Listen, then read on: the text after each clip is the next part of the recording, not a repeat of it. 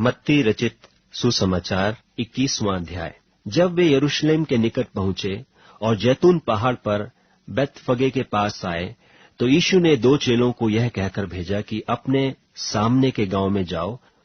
वहां पहुंचते ही एक गदही बंधी हुई और उसके साथ बच्चा तुम्हें मिलेगा। उन्हें खोलकर मेरे पास ले आओ।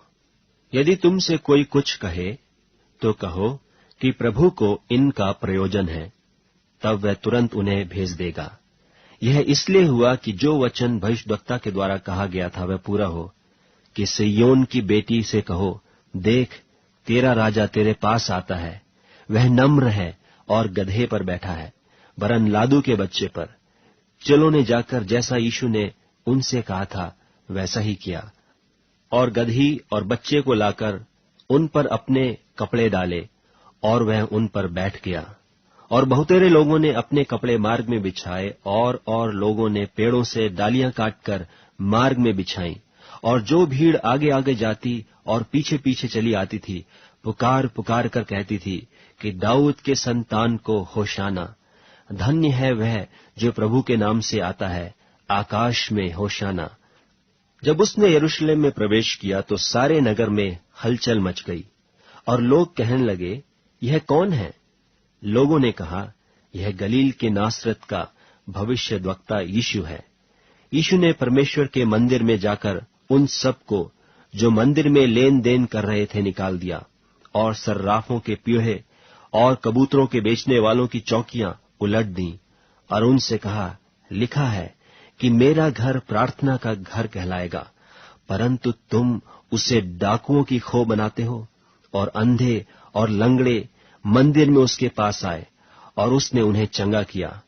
परंतु जब महायाजकों और शास्त्रियों ने इन अद्भुत कामों को जो उसने किए और लड़कों को मंदिर में दाऊद के संतान को होशाना पुकारते हुए देखा, तो क्रोधित होकर उससे कहने लगे, क्या तू सुनता है कि ये क्या कहते हैं?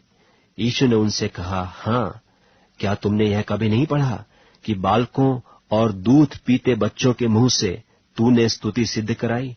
तब वह उन्हें छोड़कर नगर के बाहर बैतनिय्याह को गया और वहां रात बिताई। भोर को जब वह नगर को लौट रहा था तो उसे भूख लगी, और अंजीर का एक पेड़ सड़क के किनारे देखकर वह उसके पास गया, और पत्तों को छोड़ उसमें और कुछ न पाकर उससे कहा, अब से तुझ में फिर कभी फल न लगे। और अंजीर का पेड़ तुरंत सूख गया। यह देखकर चेलों ने अचंभा किया और कहा, यह अंजीर का पेड़ क्यों कर तुरंत सूख गया? यीशु ने उनको उत्तर दिया कि मैं तुमसे सच कहता हूं, यदि तुम विश्वास रखो और संदेह न करो, तो न केवल यह करोगे जो इस अंजीर के पेड़ से किया गया, परंतु यदि इस पहाड़ से भी कहोगे कि उखड़ जा और समुद्र में जा पड़, तो यह हो जाएगा। और जो कुछ तुम प्रार्थना में विश्वास से मांगोगे वह सब तुमको मिलेगा। वह मंदिर में जाकर उपदेश कर रहा था कि महायाजकों और लोगों के पुरनियों ने उसके पास आकर पूछा, तू ये काम किसके अधिकार से करता है, और तुझे यह अधिकार किसने दिया है? यीशु ने उनको उत्तर दिया कि मैं भी तुमसे एक बात पूछता हूं, यदि वह मुझे बताओगे तो मैं भी तुम्हें बताऊंगा कि ये काम किस अधिकार से करता हूं। यूहन्ना का बपतिस्मा कहां से था, स्वर्ग की ओर से या मनुष्यों की ओर से था? तब वे आपस में विवाद करके कहने लगे कि यदि हम कहें स्वर्ग की ओर से, तो वह हमसे कहेगा, फिर तुमने उसकी प्रतीति क्यों न की? और यदि कहें मनुष्यों की ओर से, तो हमें भीड़ का डर है, क्योंकि वे सब यूहन्ना को भविष्यद्वक्ता जानते हैं। सो उन्होंने यीशु को उत्तर दिया कि हम नहीं जानते।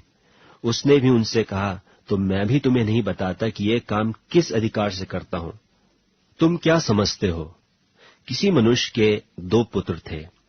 उसने पहले के पास जाकर कहा, हे पुत्र, आज दाख की बारी में काम कर।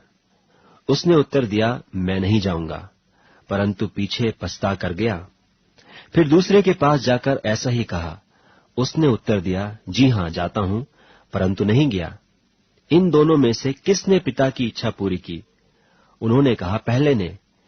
यीशु ने उनसे कहा, मैं तुमसे सच कहता हूं कि महसूल लेने वाले और वेश्या तुमसे पहले परमेश्वर के राज्य में प्रवेश करते हैं, क्योंकि यूहन्ना धर्म के मार्ग से तुम्हारे पास आया और तुमने उसकी प्रतीति न की, पर महसूल लेने वालों और वेश्याओं ने उसकी प्रतीति की, और तुम यह देखकर पीछे भी न पछताए कि उसकी प्रतीति कर लेते। एक और दृष्टांत सुनो। एक गृहस्थ था जिसने दाख की बारी लगाई और उसके चारों ओर बाड़ा बांधा और उसमें रस का कुंड खोदा और गुम्मट बनाया और किसानों को उसका ठीका देकर परदेश चला गया।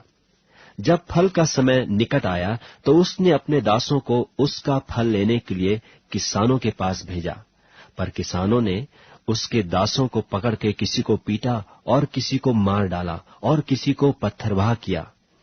फिर उसने और दासों को भेजा जो पहलों से अधिक थे, और उन्होंने उनसे भी वैसा ही किया। अंत में उसने अपने पुत्र को उनके पास यह कहकर भेजा कि वे मेरे पुत्र का आदर करेंगे।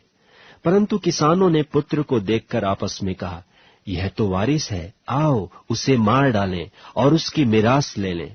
और उन्होंने उसे पकड़ा और दाख की बारी के बाहर निकालकर मार डाला। इसलिए जब दाख की बारी का स्वामी आएगा तो उन किसानों के साथ क्या करेगा? उन्होंने उससे कहा, वह उन बुरे लोगों की बुरी रीति से नाश करेगा और दाख की बारी का ठीका और किसानों को देगा जो समय पर उसे फल दिया करेंगे। यीशु ने उनसे कहा, क्या तुमने कभी पवित्र शास्त्र में यह नहीं पढ़ा कि जिस पत्थर को राजमिस्त्रियों ने निकम्मा ठहराया था, वही कोने के सिरे का पत्थर हो गया। यह प्रभु की ओर से हुआ और हमारे देखने में अद्भुत है। इसलिए मैं तुमसे कहता हूं कि परमेश्वर का राज तुमसे ले लिया जाएगा और ऐसी जाति को जो उसका फल लाए दिया जाएगा। जो इस पत्थर पर गिरेगा वह चकनाचूर हो जाएगा और जिस पर वह गिरेगा उसको पीस डालेगा। महायाजक और फरीसी उसके दृष्टांतों को सुनकर समझ गए कि वह हमारे विषय में कहता है, और उन्होंने उसे पकड़ना चाहा, परंतु लोगों से डर गए क्योंकि वे उससे भविष्यद्वक्ता जानते थे।